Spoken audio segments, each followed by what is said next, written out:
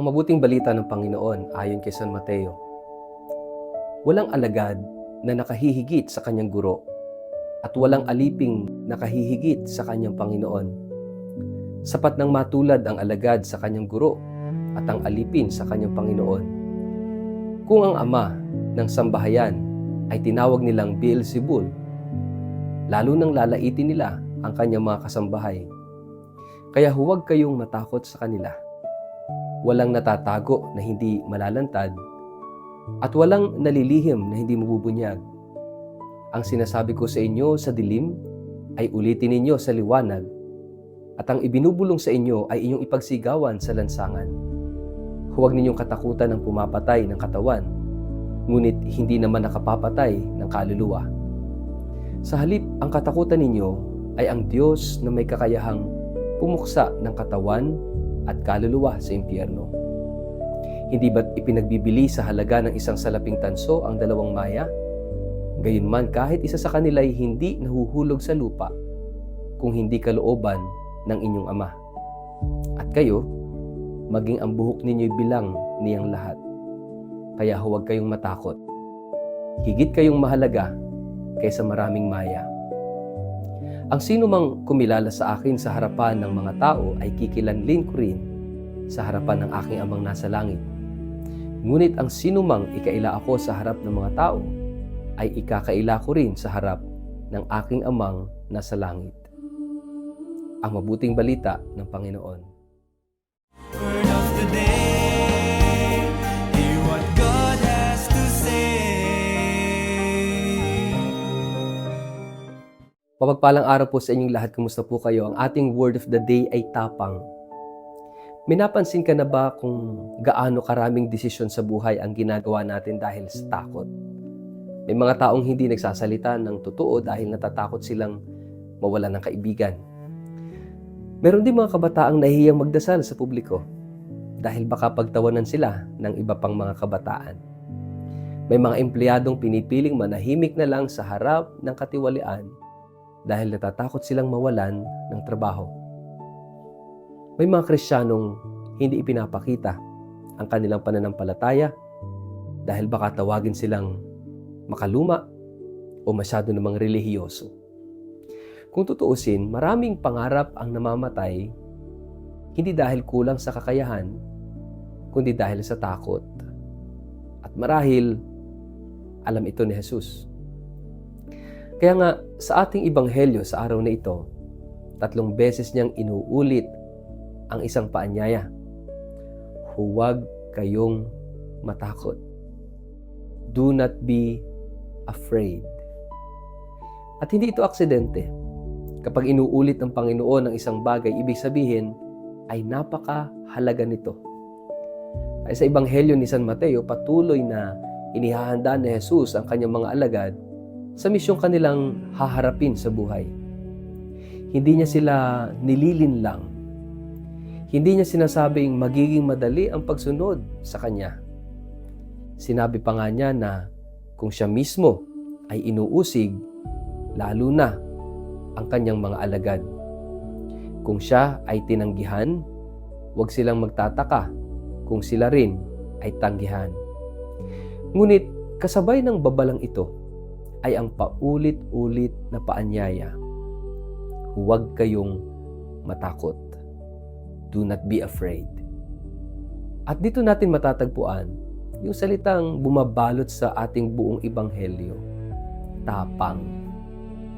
Hindi ito simpleng pampalakas ng loob. Ito'y paanyaya sa pananampalataya na huwag matakot, maging matapang. Dahil ang kabaliktaran ng takot ay hindi kawalan ng lakas.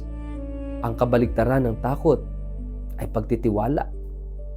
Kapag nagtitiwala tayo sa Diyos, hindi nawawala ang ating mga problema. Ngunit nawawala ang ating pangambang tayo ay nag-iisa.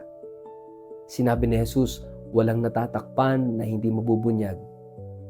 At napakagandang paalala nito sa panahon ng kasinungalingan. Maaring pansamantalang manaig ang kasamaan, maaring tila nananalo ang panlilinlang. Ngunit darating ang araw na ilalantad ng Diyos ang buong katotohanan. Kaya huwag tayong matakot na mamuhay ng tapat. At sinabi rin niya, huwag ninyong katakutan ang pumapatay ng katawan, ngunit hindi nakapapatay ng kaluluwa. Napakalakas na mensahe ito, napakalalim. Madalas tayong natatakot, no? Mawalan ng pera, madalas tayong natatakot na mawalan ng posisyon, mawalan ng reputasyon, mawalan ng kaibigan, ng impluwensya. Ngunit nakakalimutan nating mas mahalaga ang kaluluwa kaysa anumang bagay sa mundong ito. Ano ang pakinabang ng lahat ng tagumpay kung ang kapalit naman nito ang ating konsensya? Ano ang saysay ng kasikatan kung nawawala naman ang ating katapatan kay Kristo? Pagkatapos ay ibinigay ni Jesus ang isa sa pinaka magagandang larawan ng pag-aaruga ng Diyos. Sinabi niya, hindi ba ay pinagbibili sa murang halaga ang 2 maya? Ngunit walang isa man sa kanila ang nalalaglag sa lupa na hindi nalalaman ng inyong Ama. At idinagdag pa niya, maging ang buhok ninyo sa ulo ay bilang na lahat. Mga kapatid, napakaganda po ng larawang ito. Kung ang isang maliit na ibon ay mahalaga sa Diyos, gaano pa kaya tayo?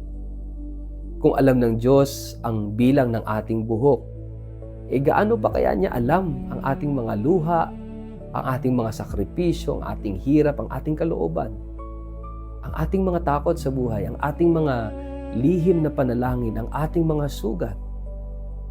Walang detalye ng ating buhay ang hindi niya alam.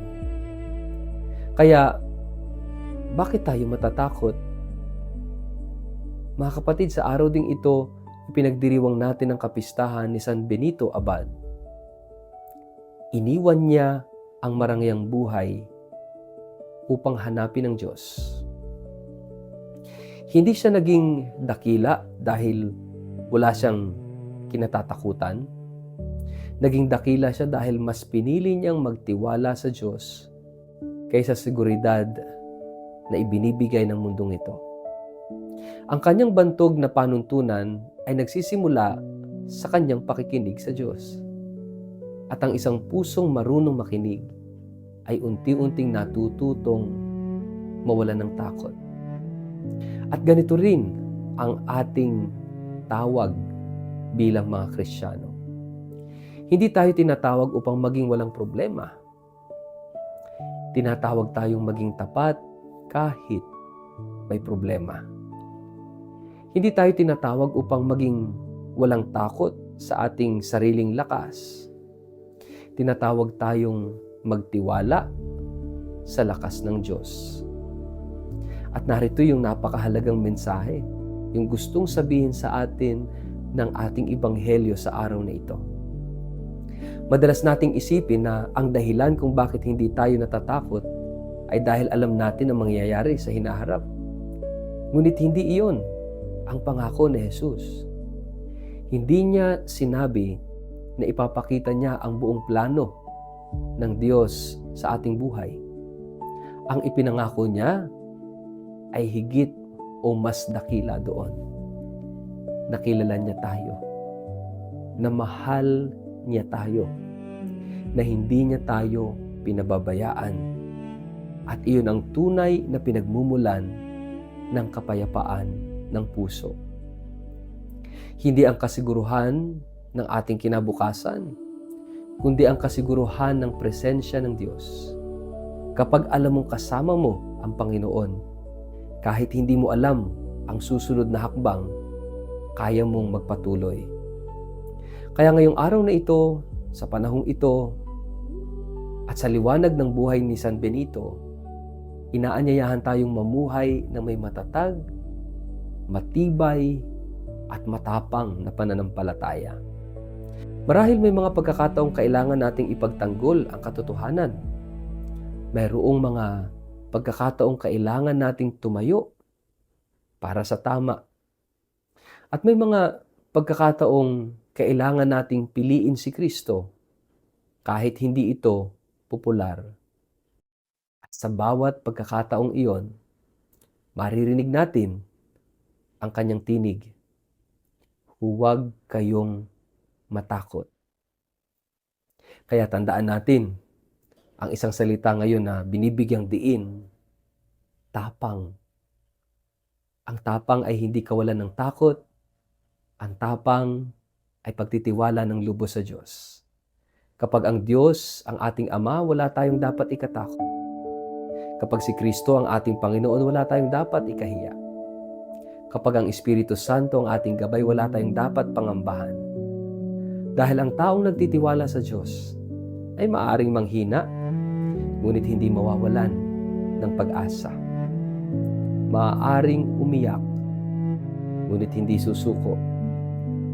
Maaaring madapa, ngunit muling babangon. Sapagkat ang kanyang buhay ay nasa mga kamay ng Diyos na hindi kailanman nagpapabaya.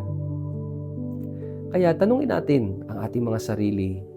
Sama-sama po tayong magnilay.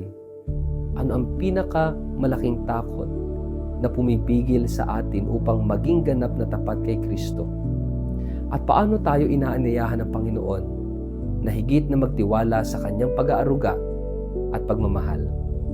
Sa ngalan ng Ama at ng Anak at ng Espiritu Santo.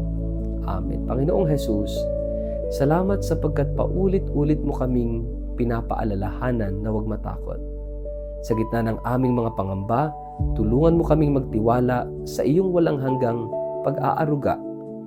Tulad ni San Benito, naway piliin naming hanapin ka higit sa lahat ng bagay at manatiling tapat sa iyo sa bawat araw ng aming buhay. Amen. Pagpalain po kayo't ingatan ng makapangyarihang Diyos, Ama, Anak at Espiritu Santo. Amen.